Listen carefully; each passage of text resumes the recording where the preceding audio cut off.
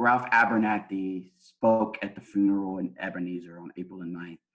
And he made a comment that really still rings true to this day. And he stated that I'm not concerned about who killed Martin Luther King Jr. as much as I'm concerned about what killed Martin Luther King Jr. And I think that even then, and 52 years later, I think that quote alone still rings so true and is so impactful given the society that we're living in, still with the fear of inciting violence, the forces of hate, the three evils of hate: militarism, racism, economic injustice, poverty, work discrimination, gender discrimination, sexual orientation discrimination. Xenophobia, all of that.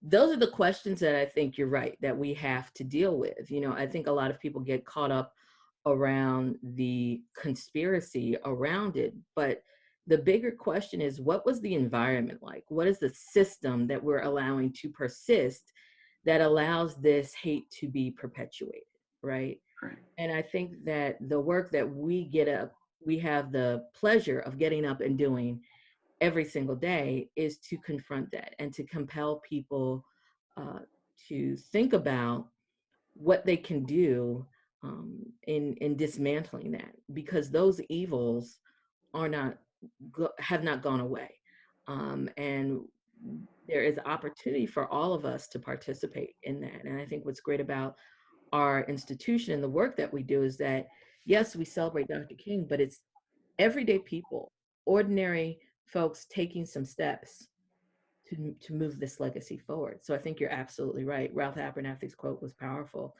I think the other quote for me that is equally powerful is, in the end, we remember not the words of our enemies, but the silence of our friends. What are you silent about right now? What are you kind of disturbed by, but you haven't spoken out? If racism bothers you, but you don't speak out about it, you're part of the problem. Same thing with sexism, homophobia, transphobia, poverty, any sort of discrimination. We are all ethically obligated to speak up, because if we don't speak up, we're complicit. Right. And I think that's the beautiful thing about our museum is that we do chronicle these events, and we celebrate these icons and these individuals. And the sculpture behind us, it's the first thing our guests see when they walk through our doors when we're able to reopen. And we've come a long way.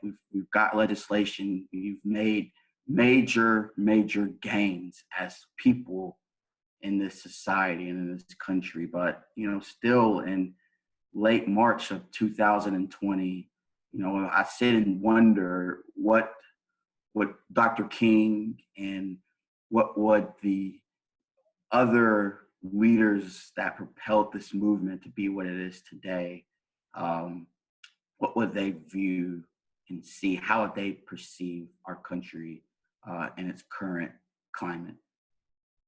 And I think at the end of the day, it's about all of us. I think they would be displeased. I think there's some great successes, but y'all got to get your acts together. And so I think we have to figure out, what does that look like? And so on April 4th, as we reflect on the life and legacy of Dr. King, and we're all in our own homes, this is not an opportunity to just sit and observe. We want you to participate in our remembrances, but we also compel you to think about, how can you help in this fight against injustice? And whenever we reopen, we are here for you. We are here to help you understand this, and we're still doing stuff on our digital channels. So thank you so much for listening to us in all of our different iterations. And thank you for following us and continuing to support the National Civil Rights Museum on all of our social media, Facebook. Our Twitter handle is NCR Museum. Please tweet out, retweet, and follow our programs going forward.